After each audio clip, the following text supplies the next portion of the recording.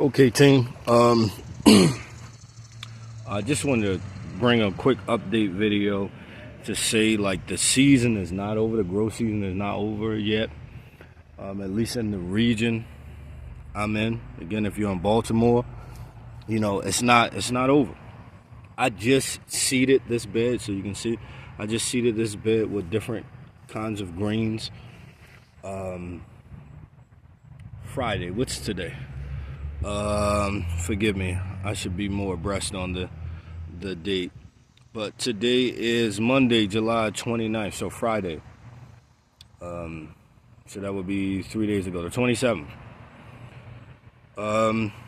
I seeded these beds, a couple of them. So there's one here, and forgive me if the audio is not perfect because I left my microphone home because I didn't intend to make this video, but since there was an opportunity, let's do it. So if you get in close, you can see different varieties here growing.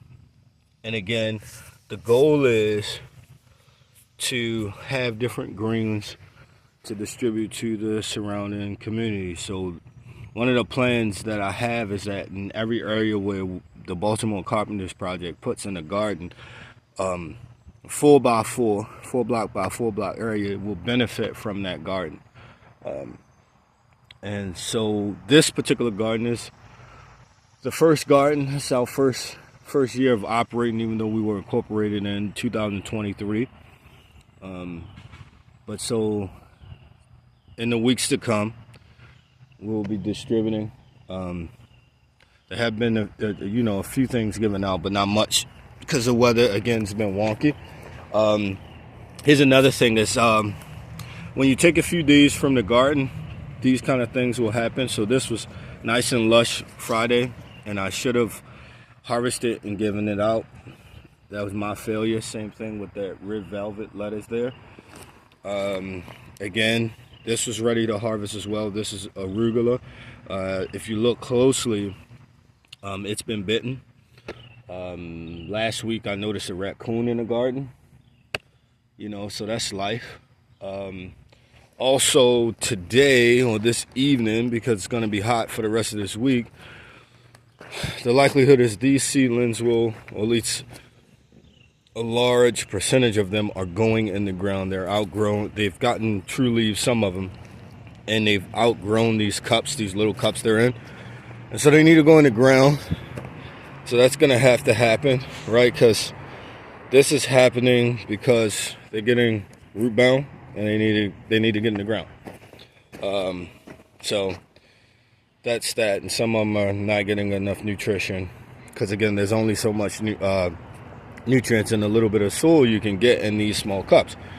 So we have green peppers coming along, waiting for a few more, waiting for true leaves, and they'll go in the ground as well. Peas are ready. Again, I believe this is yellow squash. This has been ready. I should have done it last week. I'll get on it. But I was dealing with vine borers issues in the squash that's in the ground now, and I didn't want to put these in, and they got attacked. So I was just figuring out where else can I transplant these that would be useful. Let's walk through real quick. Again, this is one of those squash that's being attacked by the vine borer. See how the vine is damaged, right? So it may make it, most likely not. It was looking a lot worse 4 days ago. So yeah, neighbor just stopped me to talk. I didn't want to put him on camera. Here's another thing. So these are strawberry plants. These had all their leaves on them. Look at them. They had all their leaves. They had berries on them. Friday. It's Monday. I'm back. Actually, I came here Saturday morning just to check on everything. And look, something has bitten pretty much most of the leaves. Got trash in the garden, unfortunately. Something has bitten most of the leaves. Let me fix that. That's a new bed of greens. I'm just trying to keep the moisture in until they germinate. But if you look, every last strawberry plant has been bitten. I don't know if that's the raccoon or something else. That's life, right? The corn looks a little stunted. It's like, it's very, very short. But I have to double check on the variety. This is a new variety, first time growing it. But it looks like we have some corn growing, right? My concern is the raccoon that's running around here. We have another one here and another one here. So 2 ears on that one. So again, hopefully, and the bugs love being in the corn. It's a beautiful thing, depending on how you feel about bugs. But this is a short day variety of corn. I think it's like 75 days or so. So we have new corn coming up. Yeah, my intention is to use the Three Sisters method because we have about 100 days left to the estimated first frost. I believe we're in zone 7 in Baltimore, if I'm not mistaken. So it's like November 2nd, somewhere near election day. So again, more corn coming up. So guys, it's not too late. Again, 100 days. You have time. You have time. More corn. Not all of it's come up, but we'll see, right? Under here, same thing. Trying to get some more corn going. In anticipation that possibly the raccoon, that's what I was worried about, was that the raccoon would dominate and take everything. And I left these cups here. That butternut squash is finally starting to grow. This butternut squash is doing lovely, but I see no fruit yet. Again, we have time. Looks like all male flowers. Nope, there's a female here. So you see the baby squash, right? And this flower has to open up and it gets pollinated and it'll grow. And if you look, you can see something, again, is biting the leaves, right? So, again, that's life. The same thing is happening here, right? And so the difficulty with these, the leaves help to protect the fruits.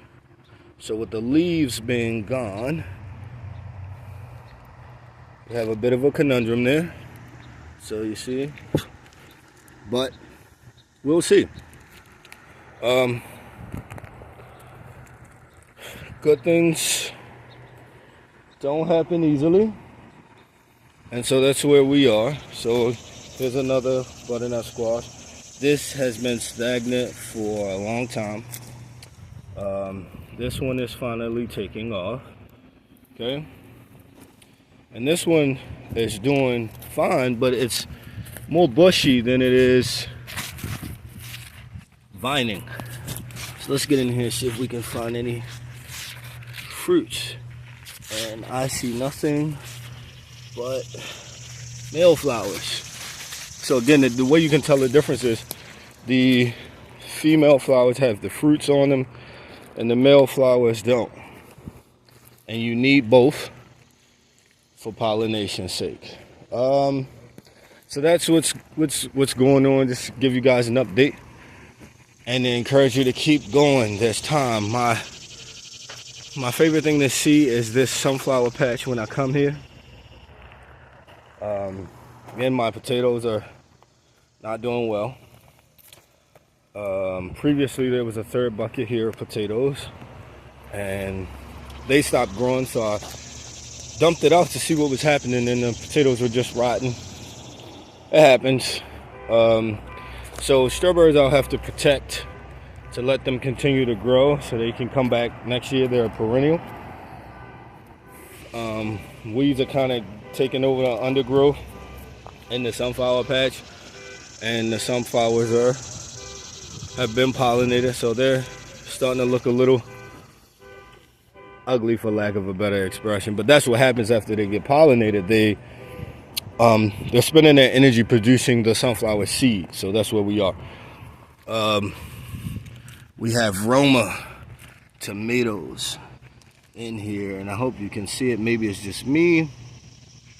The sun is behind me, and so there's a glare on the screen with my phone, and so I can barely see it, but I hope I'm doing a good job at capturing these Romas in here. That's my favorite tomato. Romas, right? That's my favorite tomato. I'm gonna have to support these. I'm letting them bush out. Most people prune them. To me, depending on how much time you have in the season left, to me is how you determine whether you're gonna prune them. That's just my opinion. I'm no expert, didn't go to school for it, and even I find people who go to school for these things, agriculture, they have varying opinions about how things should go and shouldn't go. So that's life. And so you experiment where you are.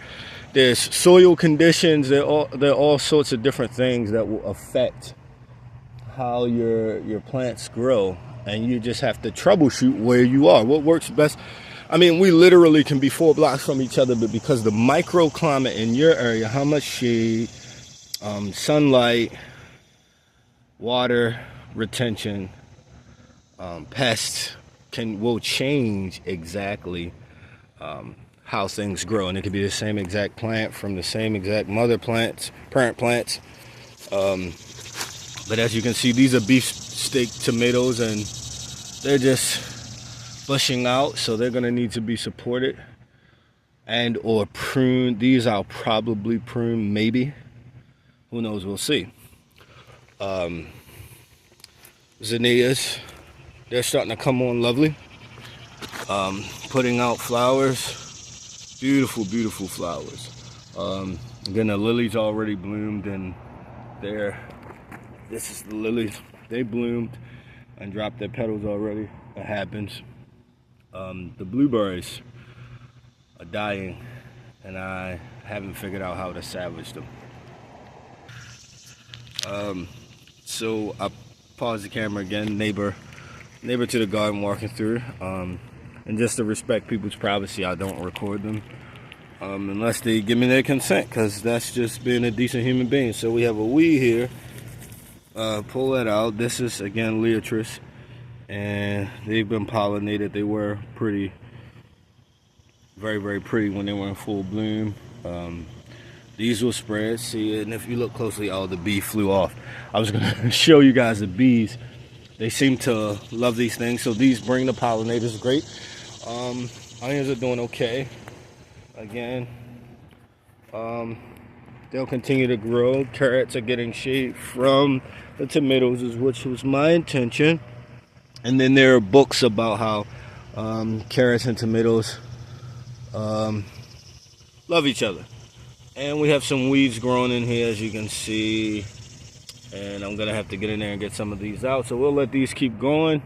Somehow there's a dill plant in here. Lovely accidents happen, so I'll let the dill keep going. And which reminds me, I need to start some more dill. The cucumbers are finally taking off the way I intended them. They took a long time. Again, the extreme heat, probably the problem. There are fruits growing on it. I'm not gonna go through everything, but again, plenty of these plants, there have been pests or possibly deer eating at the leaves. These radishes all need to come out. All need to come out. Some of these have gone to seed, like this one. So this is how you can save seed. Let them flower. These pods are the seeds. The seeds will be inside the pods. Anything else I need to show you guys? I don't think so. Besides the fact that the basil is doing fine. Oop, almost tripped there. Wow. The basil's doing fine. A little bit discolored at this point. They were more green Friday. They feel a little like they need some water. We'll do that before I get out of here. And Sage. Lovely sage. I love sage. So yeah, the main thing in an urban situation is trying to protect this stuff from cats. Cats are one of my biggest nemesis when it comes to the gardens. Cats, and again, the raccoon. Did not know we had a raccoon too. My daughter tried to walk down on the raccoon, so that's a no-no. Even though not all raccoons are the same, but yeah. So again, we have this bed there. Really briefly, that's another bed of lettuce, kales, and I think Swiss chard. So if things begin to cool off, guys, things will be growing better, especially the cooler weather crops. Again, there's still time. Get growing. You have 100 days. Get growing. In the weeks to come, we'll be putting in some mushrooms and things like that because they'll be ready in the fall. Some of the varieties that I like to grow better in cooler weather. So, and I tried to put, if you look, that is intended to be a mushroom bed. I've gotten no mushrooms. Sometimes, depending on the amount of substrate, which is a different conversation, substrate is just a medium in which you grow the mushrooms in. Sometimes it takes them a long time to cultivate if you have a lot of substrate. So that could be the problem, because I had different varieties of mushrooms. Like one particular variety is called wine cap. I put them in last fall. This spring we had more than abundance. They were growing so fast I couldn't even get them. So it was almost like a waste. But as long as we keep those beds fed, they will come back year after year. If you leave mushrooms there to drop spores. Anyway, guys, you know, the only way to have good food is to grow it yourself. So think about that. God bless and good day, people.